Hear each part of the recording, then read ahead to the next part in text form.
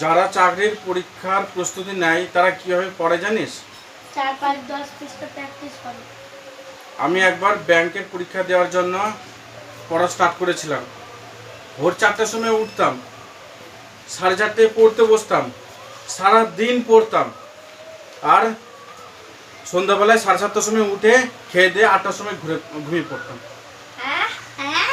সারা দিন পড়তাম।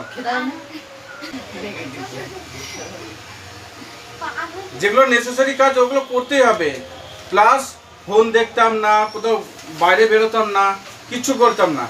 একদিনে একটা পেন শেষ করতাম লিখে লিখে।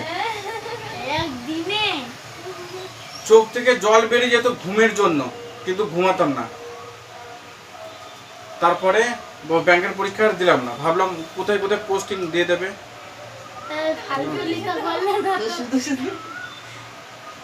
পড়ার যে কষ্টটা হয় সেটা তো অনুভব করলাম, যে এইভাবে তোদেরকে পড়া উচিত।